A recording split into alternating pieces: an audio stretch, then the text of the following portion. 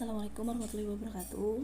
Perkenalkan, nama saya Safira Marona alias Sapo dengan NIM 15036230050 akan memaparkan mengenai instrumen non-test serta butir-butir soalnya untuk memenuhi tugas dari mata kuliah evaluasi pembelajaran dengan dosen pengampu Profesor Dr. Rian Arthur MPD. Nah, untuk bagian yang pertama yaitu ada analisis dan sintesis.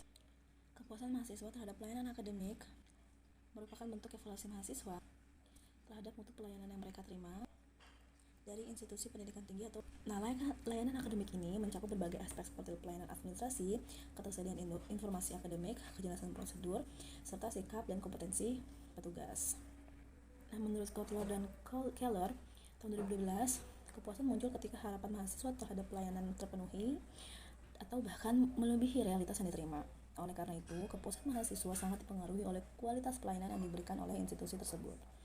Dimensi seperti kecepatan, kejelasan informasi, keterbukaan prosedur, dan keadilan dalam pelayanan menjadi indikator penting dalam mengukurnya.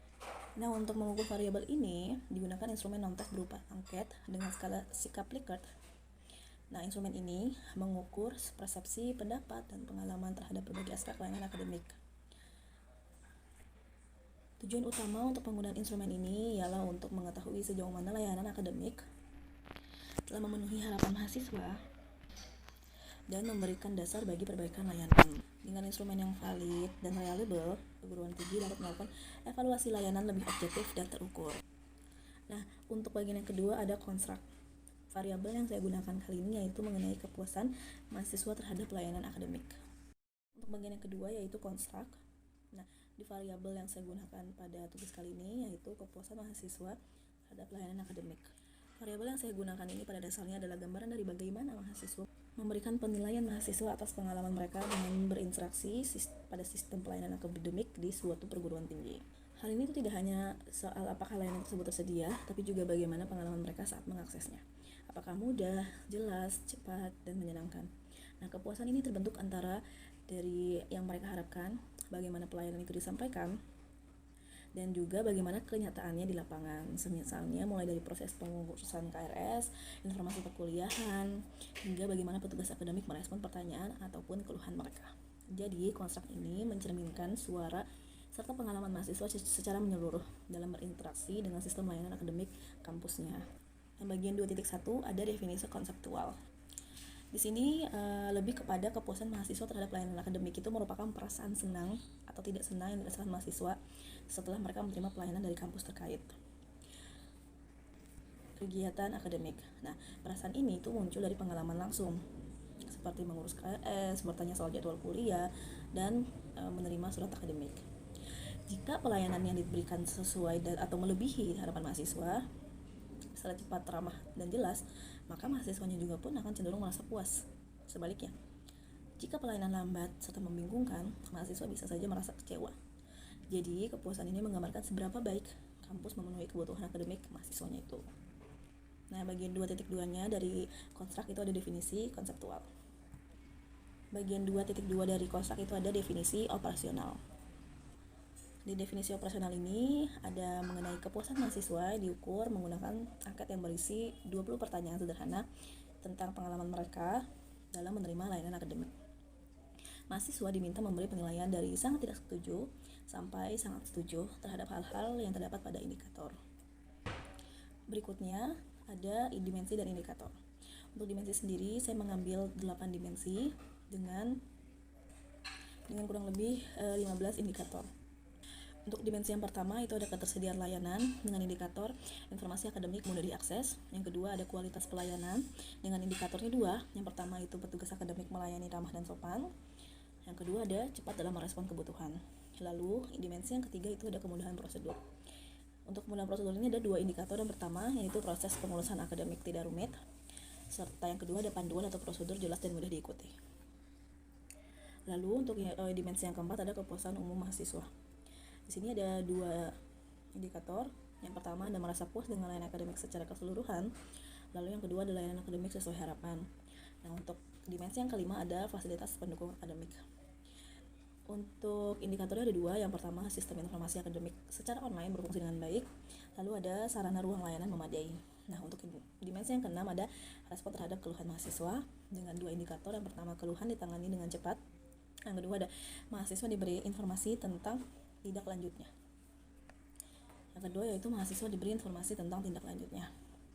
Lalu untuk dimensi yang ketujuh ada sikap profesional petugas. Di sini ada 2 indikator. Yang pertama, petugas bersikap sopan dan tidak emosional. Lalu yang kedua ada menjaga etika dalam berinteraksi. Untuk dimensi yang ke-8 ada partisipasi mahasiswa dalam evaluasi dengan 2 indikator. Yang pertama, mahasiswa diberi kesempatan memberi masukan. Lalu yang kedua ada masukan mahasiswa dipertimbangkan oleh pihak akademik, yaitu ada penetapan jenis instrumen. Dari dalam variabel yang saya gunakan mengenai kepuasan mahasiswa terhadap layanan akademik, jenis instrumen yang digunakan adalah instrumen non-tes. Instrumen non-tes ini dipilih karena variabel yang diukur bersifat psikolog dan subjek, karena berupa sikap, persepsi, serta penilaian mahasiswa terhadap pengalaman mereka dalam menerima layanan dari institusinya. Nah, instrumen ini biasanya berbentuk kuesioner yang memuat sejumlah pertanyaan berdasarkan indikator-indikator tertentu dari dimensi layanan akademik. Mahasiswa diminta untuk memberikan respon sesuai dengan pendapat ataupun perasaan mereka pada setiap layanannya. Pendapat ataupun perasaan mereka pada setiap pertanyaannya. Nah,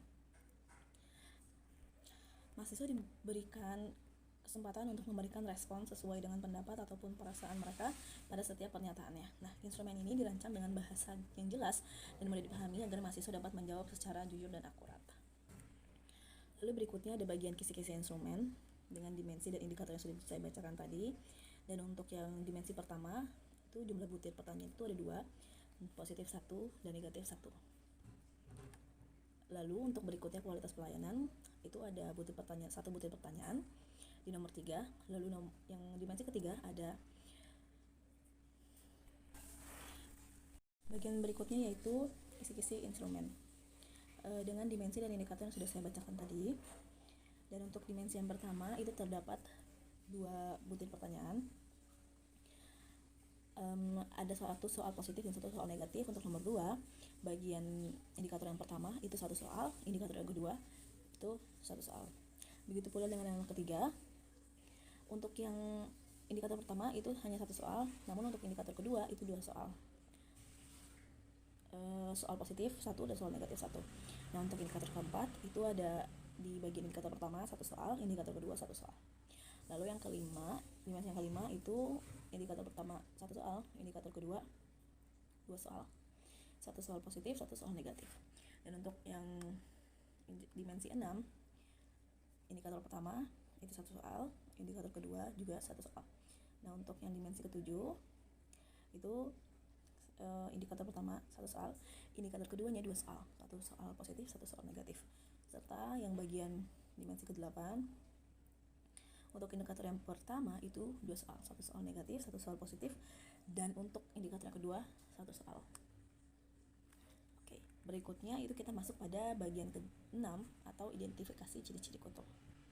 Nah, untuk penjelasan dari kisi-kisi instrumen tadi sudah diketahui bahwasannya kutub yang digunakan itu ada 2, yaitu kutub positif dan kutub negatif. Untuk kutub positif ini menunjukkan kepuasan tinggi, merasa terbantu oleh layanan akademik, dan menilai bahwa pelayanan yang diberikan sesuai dengan harapan serta mendukung pelajaran kegiatan akademik. Untuk kutub yang negatif ini, mahasiswa merasa tidak puas terhadap layanan akademik, mengalami kesulitan dalam proses pelayanan, serta menilai bahwa pelayanan diberikan tidak memadai, lambat, ataupun tidak sesuai dengan kebutuhan akademik mereka.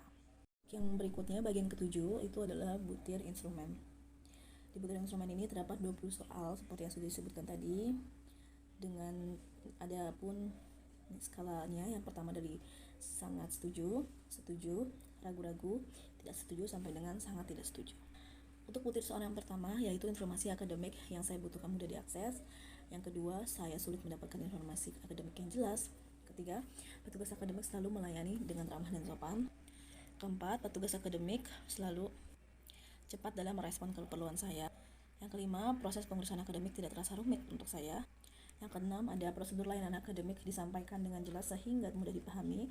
Yang ketujuh, ada prosedur akademik terlalu membingungkan dan sulit diikuti. Lalu yang kedelapan, ada saya puas dengan layanan akademik yang diberikan secara keseluruhan. Itu layanan akademik yang saya terima sesuai dengan harapan saya. Yang ke-10, sistem informasi akademik online di kampus berfungsi dengan baik.